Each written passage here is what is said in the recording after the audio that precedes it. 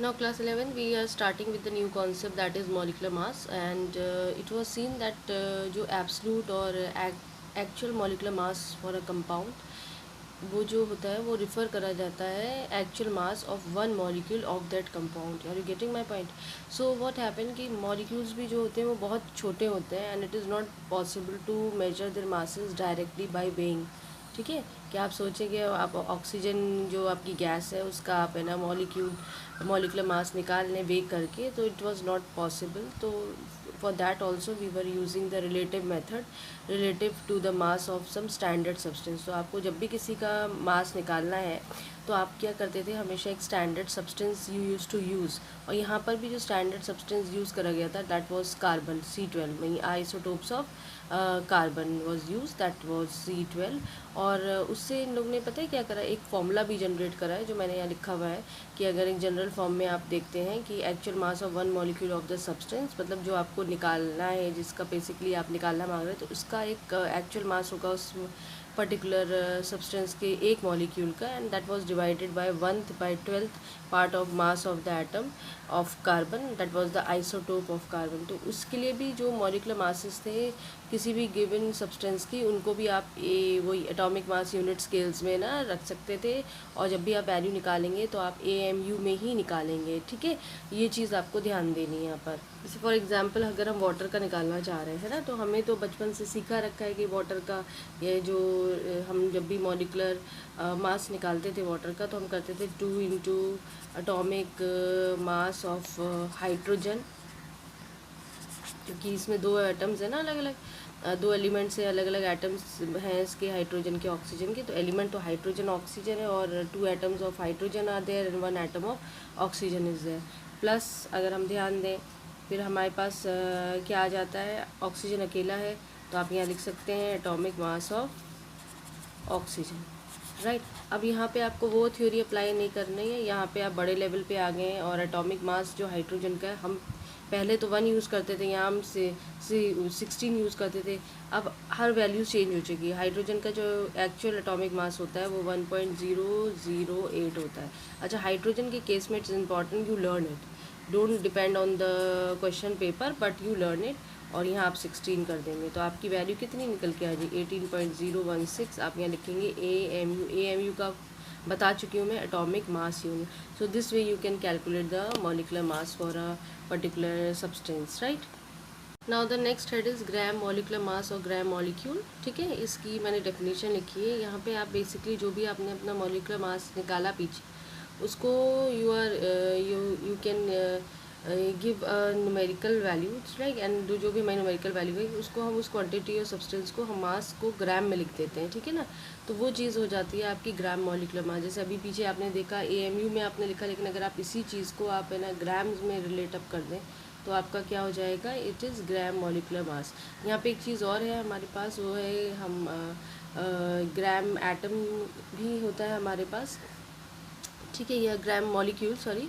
तो gram molecule का भी आप, क्योंकि ये ग्राम मॉलिकुलर मास को आप ग्राम मॉलिक्यूल भी कहते हैं, इसका बेसिकली आप जैसे अगर नंबर ऑफ ग्राम मॉलिक्यूल्स अगर आप निकालना चाहते हैं तो आप कैसे निकालेंगे, आपने सिंपल मास इन ग्राम लिखा और मॉलिकुलर मास अपना लिख दिया। यानी कोई भी चीज़ आपको दी रखी है, जैसे फॉर एग्जांपल हम कोई एग्जांपल उठा के लिख लें इसको समझने के लिए। जैसे हमने आपको CO2 का दिया रखा, हमने कहा कि calculate the number of gram molecules of CO2, और हमने आपको, अब हमने पीछे तो आपको हमने कोई ग्राम्स में वैल्यू नहीं रखी, लेकिन यहाँ पे सपोज करिए हमने CO2 की वैल्यू आपको I have given that it is about 4.4 grams हमने गिवन करी रखी, और हम आपसे पूछ रहे हैं कि नंबर ऑफ ग्राम मॉलिक्यूल्स आप कैलकुलेट करिए।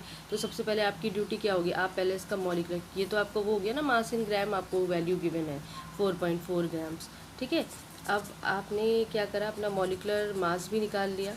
मॉलिकुलर मास अगर आपने निकाला तो आपने क्या करा, आपको मालूम है इसमें दो पर्टिकुलर अलग अलग एलिमेंट्स, एक कार्बन है एक ऑक्सीजन है, और ऑक्सीजन के देयर आर 2 एटम्स। तो आपने सिर्फ सिंपल इज़ दैट लिखा कि कार्बन का जो भी आपका वैल्यू होगा, तो कार्बन आप लिख सकते हैं कि कार्बन की वैल्यू जो अप्रॉक्सीमेट गिवन है वो हमें होती है 12, बेसिकली 12.01, प्लस ऑक्सीजन के कितने एटम्स हैं 2, तो आप उसको मल्टीप्लाई कर देंगे 16.0 से, ठीक है, या 16 से कर देंगे, तो आपकी जो एग्जैक्ट वैल्यू आएगी 44.0। ठीक है, तो ये आपका AMU, क्योंकि यहाँ नंबर ऑफ ग्राम्स मॉलिक्यूल्स हैं, ये तो नंबर है ना, वैल्यू तो नंबर्स, तो it will not come in grams, ये तो मास दिया रखा है ग्राम्स में।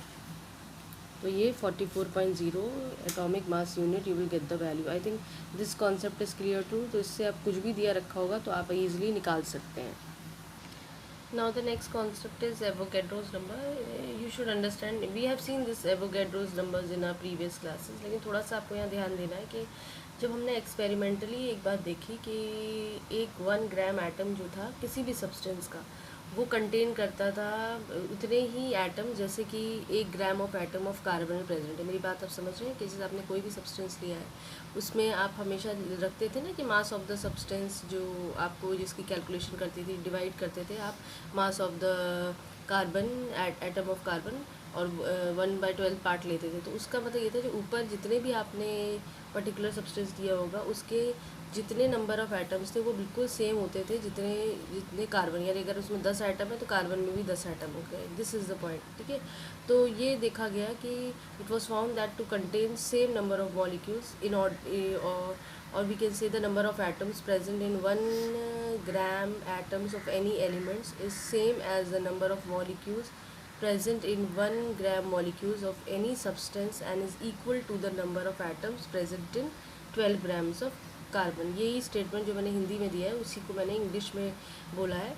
तो I think now it is clear to you कि जितना भी आपके जो सब्सटेंस आप जिसको वे कर रहे हो उसमें उतने एटम्स होंगे जितने आपने पर्टिकुलर अपना कार्बन का मॉलिक्यूल जो लिया रखा है, या वो आपने उसमें जितने एटम्स थे 12 ग्राम्स कार्बन में, उतना ही एटम उस पर्टिकुलर सब्सटेंस में भी होंगे। उसका फॉर्मूला भी आपने पीछे देखा रखा है, ठीक है। तो सपोज़ करो अगर हम एक एज्यूम करके चल रहे हैं, हम कुछ एक एग्जांपल, एक्चुअली ये सब चीज़ें जो थी ना, स्पेक्ट्रोमीटर, मास स्पेक्ट्रोमीटर आता है, उसमें हम मेजर करते हैं। देखो ये सब कहना कि ये वैल्यूज़ है, ये वैल्यूज़ है, now how we are determining, तो उसके लिए एक ऑपरेटर्स होता है मास स्पेक्ट्रोमीटर, उसी से हम लोग है ना कैलकुलेट कर लेते हैं। जैसे अगर हमें सपोज़ करो हमने अब कार्बन 12 दिया रखा है, उसका मास हमने कहाँ से निकाला होगा, तो हमने उसको मास स्पेक्ट्रोमीटर से ही निकाला है। तो जब मास स्पेक्ट्रोमीटर से आपने निकाला तो आपने देखा कि जो बेसिकली जो उसका मास था वो कितना निकल के आया। दीज वर द वैल्यूज़ जो ये हमने मास स्पेक्ट्रोमीटर से मास ऑफ कार्बन निकाल के आए थे, और ये 1 gram of atom of carbon जो थे वो 12 ग्राम्स कंटेन करते थे। सपोज़ करो अगर हमें निकालना है number of carbon atoms in 1 gram atom, तो आप सिंपल क्या कर देंगे, आप simply 12 divided by 1.992648 multiply by 10⁻⁻23 कर देंगे। अब इस वैल्यू को घबराने की ज़रूरत नहीं कि हाई अब हम कैसे डिवाइड करेंगे। Now in from this year we are using calculators, तो कैलकुलेटर्स में हर एक चीज़ के लिए दिया रहता है, एक्सपोनेंट साइन के लिए भी वैल्यूज़ गिवन है। तो आप सिंपली जब आप डिवाइड करेंगे तो you will get an answer. So this was the value that was given to us, ठीक है। अब आपने ये कैलकुलेटर से कैलकुलेट करके, और क्योंकि आप एटम्स निकाल रहे हैं, एटम्स पर ग्राम एटम्स आप इसे लिख सकते हैं। अब ये वैल्यू जो है वो हमारी निकल के आ गई है। और अगर आप ध्यान दीजिए कि एवोगैड्रोस की वैल्यू लगभग इतनी ही होती है, 6.022 × 10⁻23। अब थोड़ा सा ध्यान दे के चलना है कि आपने जो एवोगैड्रोस नंबर देखा, हमने ऊपर लिखा हुआ है एवोगैड्रोस नंबर, तो आपकी वैल्यू क्या निकल के आ गई आपकी, ये एक स्टैंडर्ड वैल्यू डिसाइड करी गई, ठीक है। अब हम जब भी हम करेंगे किसी भी एटम्स को निकालने के लिए यही वैल्यू यूज़ करेंगे। तो हमने एवोगैड्रोस नंबर 6.022 × 10⁻23 लिख दिया। थोड़ा सा ध्यान देने वाली बात है, suppose you are calculating atoms, तो आप इसके पीछे मैंने पहले ही बताया एटम्स लिखेंगे। सपोज़ करो एटम्स की बात है तो एटम्स लिख देंगे, मॉलिक्यूल्स की बात है तो आप मॉलिक्यूल्स लिख देंगे, पीछे कुछ भी लगा हो सकता है, एटम्स हो जाए, मॉलिक्यूल्स हो जाए, आयन्स हो जाए, आपका अब बड़े हो गए आप तो पार्टिकल्स हो जाए, then it can be electrons, कोई बात नहीं, प्रोटॉन्स भी हो सकते हैं। So anything can be written, so you have to keep it in mind. The value will be this thing, but पीछे उसके कुछ भी आपकी लग सकती है, क्योंकि जो आप क्वेश्चन डिटरमाइन करेंगे उसी हिसाब से you will put that word, right? And this is the standard value, and you have to keep it in mind whenever you are solving your numericals. You have to put this value, but please focus that thing कि this value is given in your question paper also. इसके लिए abbreviation NA ऐसे करके लिखा होता है, और question paper में होता है sometimes it is they are only using 6.02 और sometimes they are using 6.023. So that's why I am telling, ये तो स्टैंडर्ड वैल्यू, ये फिक्स्ड है, लेकिन आपको before starting your numerical you have to see this value whether the same value is given और some other value is given to you. Now let's solve the formula sub numericals. एक क्वेश्चन दिया रखा है, calculate the mass of the following 10 atoms of sodium. ठीक है, sodium का आपको जो वैल्यू दी रखी है gram atomic mass of sodium, वो 22.99 grams they have given you. तो आपको सबसे पहले ड्यूटी है, आप सबसे पहले क्या लिखना शुरू करेंगे, आपको क्या गिवन है. तो द आप लिखेंगे gram atomic mass of sodium, how much they have given you, that is 22.99 grams, right. अब ये मास जो है वो एक्चुअली अगर हम देखा जाए तो कितने, ये मास कंटेन कितने सोडियम एटम, अभी आप पीछे देख के आए हैं, मास कंटेन 6.022 इंटू 10⁻23 सोडियम एटम. ये भी बात क्लियर है, ठीक है. अब आपको अगर निकालना है मास, निकालना है मास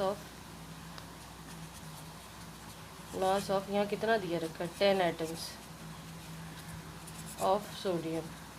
तो आप कैसे निकालेंगे, सिंपल इज दैट, जो ग्राम एटॉमिक मास आपको दिया रखा है सोडियम का, उसको आप इस एवोगैड्रोस नंबर वाली भी जो वैल्यू है, जो आपको मास कंटेन्स जो एटम्स दिए रखे हैं, उससे आप डिवाइड कर देंगे. तो आपने सिंपली क्या करा, 22.99 इंटू 6.022 इंटू 10⁻23, ये 10 टाइम्स है ना, क्योंकि 10 एटम्स, इससे आप कर देंगे.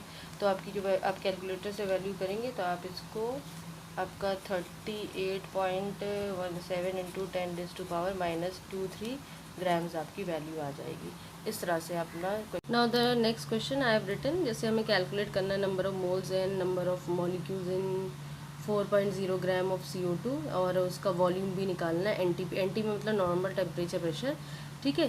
तो ये मतलब जस्ट लाइक STP है ये, ठीक है, STP ही की वैल्यू है बेसिकली है, ठीक है. तो इसको आप कैसे निकालोगे, तो सबसे पहले आपको देखना है कि आपको निकालना क्या, हमें नंबर ऑफ मोल्स निकालना है पहली चीज़. तो दूसरी चीज़ हमें साथ में वॉल्यूम भी निकालना है. तो ये 2 पॉइंट्स हमारे पास अवेलेबल हैं. तो सबसे पहले हमारी कुछ भी हम निकालेंगे, हमें सबसे पहले अपना मॉलिकुलर मास निकालना है. तो आपने मॉलिकुलर मास निकाल लिया अपना. अब आप क्या किसका निकालना है, CO2 का भी. ये तो आपको निकालना ही चुका है कि आप कैसे निकालते हो, 12.01 प्लस 2 इंटू 16.0, ये आपकी वैल्यू आती है 44.01 AMU, ठीक है. तो ये आपका मॉलिकुलर मास है, it is not in gram molecular मास अभी. तो आपने मॉलिकुलर मास निकाला. अब आप इसका नेक्स्ट स्टेप लिखेंगे ग्राम मॉलिकुलर मास, ठीक है, ग्राम मॉलिकुलर मास ऑफ CO2. अब जो भी वैल्यू आपने निकाली है ये आपकी कन्वर्ट हो जाएगी ग्राम्स में, ठीक है. अब आपके पास फॉर्मूला होता है नंबर ऑफ मोल्स, क्या होता है याद करिए कुछ, mass in grams upon gram molecular mass, ठीक है. अब ग्राम मास इन ग्राम्स आपने कितना निकाल दिया है, यही तो निकाल आपने जो निकाला है वो करीबन आपको ऊपर देखो दिया रखा है, सॉरी, वो है आपको 4.4 ग्राम्स. तो ये आपको 4.4 ग्राम्स गिवन है और ये नीचे वाला आपने निकाला हुआ है. तो आपने डिवाइड कर दिया 44.01 से. तो ये आपका 0.10 आपकी वैल्यू निकल के आ जाएगी. किसकी निकल के आ गई वैल्यू, नंबर ऑफ मोल्स होता है ना, मास अपॉन वेट, याद आ रहा हो क्लास 10th का, number moles is equals to mass upon molecular weight आप पढ़ते थे, है ना. तो वही चीज़ इसमें थोड़ा सा अलग से दिया रखा है. अब आपको ये इतना समझ में आ गया कि नंबर ऑफ मोल्स जो आपका है वो करीबन ये निकल के आ रहा है 0.10. अब आपको क्या रिलेट करना है यहाँ पे, आपसे ये तो एक सिंपल सी बात पूछी गई है, लेकिन आपसे यहाँ पूछा जा रहा है calculate the number of moles and number of molecules. Moles तो आपने निकाल लिया, कोई इशू नहीं है आप, लेकिन अभी भी आप मॉलिक्यूल्स नहीं निकाल पाए. अब वही एवोगैड्रोस का कॉन्सेप्ट लगाइए कि 1 मोल, अब याद करो मैंने क्लास 10th में तुम्हें पढ़ाया था, 1 mole of a substance has how many Avogadro's value has 6.022 into 10⁻23. अब यहाँ क्योंकि सब कुछ मॉलिक्यूल्स में चल रहा है तो आपको, क्योंकि मॉलिक्यूल्स ही तो पूछा गया है क्वेश्चन में, तो आप मॉलिक्यूल्स लगा देंगे इसका, ठीक है. ये तो तब था, जब 1 मोल था तो ये कितनी वैल्यू थी, और आपको मोल्स कितने दिए रखे हैं, 0.10 मोल्स दिए रखे हैं ऑफ CO2, ठीक है। तो कितना होगा, आप सिंपल एज दैट मल्टीप्लाई कर लीजिए, 0.10 मल्टीप्लाई बाय 6.022 इंटू 10⁻23, ठीक है। ये आप कैलकुलेट करोगे कैलकुलेटर से तो आपकी वैल्यू निकल के आएगी 6.022 इंटू 10⁻22। ये आपकी क्या चीज़ निकल के आ गए हैं, आपके मॉलिक्यूल्स। आप मोल्स भी निकाल चुके हैं, आप मॉलिक्यूल्स भी निकाल चुके हैं। अब यहाँ पे पूछा जा रहा है आपका वॉल्यूम कितना रहेगा, ठीक है। तो अब ध्यान से देखिए, आप 1 मोल ऑफ CO2 गैस, क्योंकि गैस है ना CO2, ठीक है। वॉल्यूम ऑक्यूपाइज वॉल्यूम कितना होगा, अरे STP पे कितना होता है, 22.4 लीटर्स, यही तो करते थे हम लोग। 1 मोल, क्योंकि यहाँ मोल है और तो कोई चीज़ें हैं नहीं, तो आप 1 मोल ऑफ दिस थिंग आप निकालोगे, कितनी आपकी आ रही है, 22.4 लीटर्स आ रही है। देयरफॉर आपको कितना मोल दिया रखा, 0.10।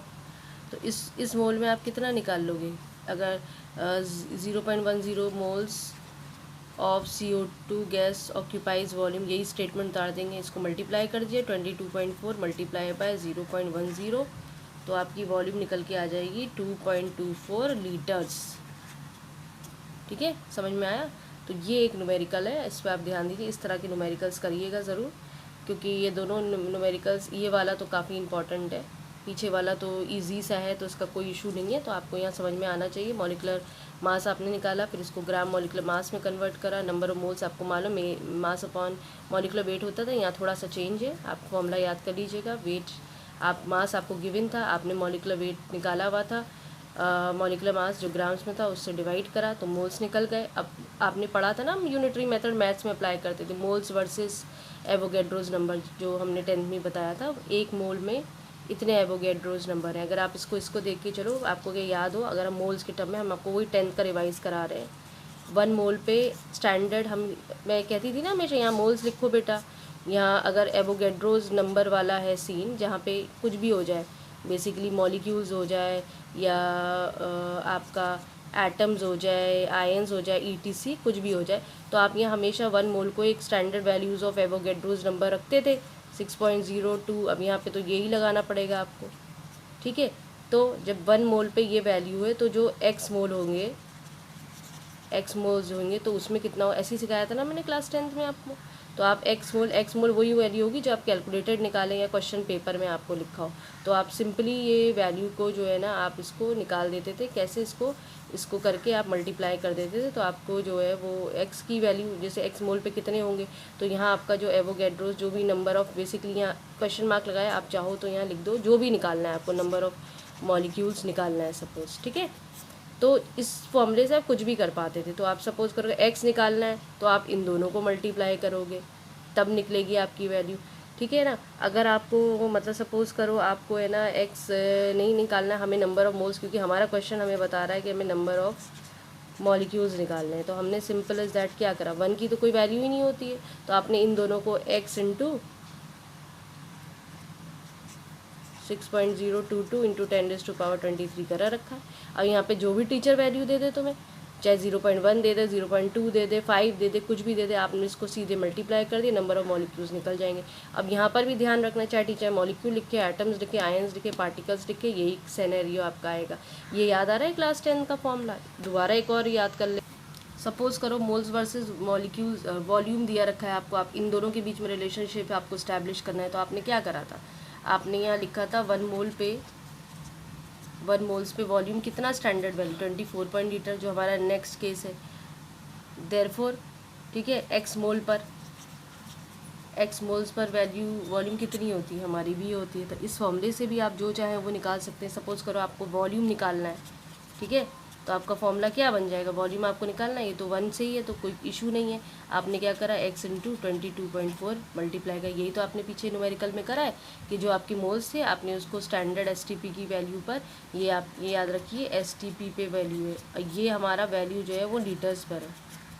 अगर मिलीलीटर पे होता तो आप ये वैल्यू लिखते,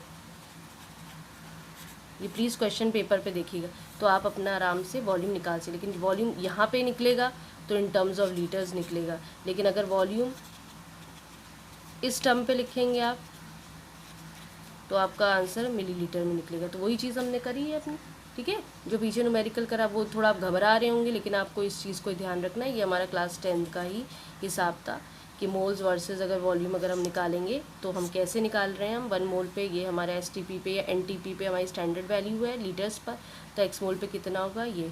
अगर वॉल्यूम निकाल रहे हैं तो ये फॉर्मूला निकलेगा। अगर आप सपोज़ करो ये सब आपको दिया रहता, मोल्स निकालना होता, तो फॉर्मूला आपका बदल जाएगा, ठीक है। अब जैसे ये तो एक फॉर्मूला बना हमारा वॉल्यूम के टर्म पे, सपोज़ करो मुझे x मोल्स निकालना है, तो मैं यहीं इसी फॉर्मूले से क्या जज करूँगी, x मोल मेरा क्या हो जाएगा, वॉल्यूम अपॉन 22.4, ठीक है। तो ये ध्यान रखना कि इससे हम ये भी निकाल सकते, तो आपके पास इसी फॉर्मूले से 2 फॉर्मूले आपके हो गए। तो आप ये निकाल पाएंगे, ये दोनों चीज़ें आपको क्लियर है। तो ये क्लास 10th का ही है, ठीक है। अगर सपोज़ करो हमने एक और फॉर्मूला देख लेते हैं, मोल्स वर्सेस मास, ठीक है। तो आपको मालूम है 1 मोल पर हम क्या करते थे, यहाँ पर हम मॉलिक्यूलर मास लेते थे, तो यहाँ हम क्या करेंगे, मॉलिक्यूलर वेट लेते थे, अब हम मॉलिक्यूलर मास कर देंगे। देयरफॉर x मोल्स या नंबर ऑफ मोल्स कुछ भी लिख दें, तो यहाँ पे आपका, ठीक है। तो आप इसमें देख लेंगे वेट या ऑब्लिक मास जो भी गिवन होगा क्वेश्चन पेपर में, तो ये तो आप कैलकुलेट करेंगे, ये आपको क्वेश्चन पेपर में गिवन होगा, ये आपको निकालना हो सकता है। और ये आप 1 मोल एक स्टैंडर्ड, तो अगर सपोज़ करो आपको x मोल की वैल्यू निकालनी है तो आपका क्या होगा, या आपको मास की वैल्यू निकालनी है तो जैसे x मोल लिख लो, या बच्चे से लिख सकते हैं नंबर ऑफ मोल्स लिख सकते हैं। तो सपोज़ करो हमें यहाँ पे नंबर ऑफ मोल्स निकालना है, तो हमने सिंपल एज दैट, ये हमें मालूम है, ये तो मालूम है ना मॉलिक्यूलर मास, बार बार कैलकुलेट करके आ रहे हैं हम, ग्राम मॉलिक्यूलर मास। अगर ग्राम में लेंगे तो इसे ग्राम मॉलिक्यूलर मास आप लिख दीजिए, ठीक है। तो आपको ये चीज़ पता है, तो आप यहाँ पे क्या कर देंगे, mass upon gram molecular mass, ये फॉर्मूला आपका हो जाएगा। अगर आप नंबर ऑफ मोल्स निकाल रहे हैं या इसको x मोल्स कह दीजिए, ठीक है। ये चीज़ अगर आपको यहाँ मास निकालना है तो अब तो आप खुद स्मार्ट है, आराम से निकाल लेंगे। सपोज़ करो आपको मास निकालना है, नीचे वाली वैल्यू निकालनी है, तो सिंपल एज दैट इसको निकालने के लिए आपको क्या कर देना है, सिंपल एज दैट इन दोनों को मल्टीप्लाई कर देना है, number of moles multiply by gram molecular mass. तो ये आपके इतने सारे फॉर्मूले हो जाएंगे, इस बेसिस पे आप ये न्यूमेरिकल्स जो हैं वो कर सकते हैं।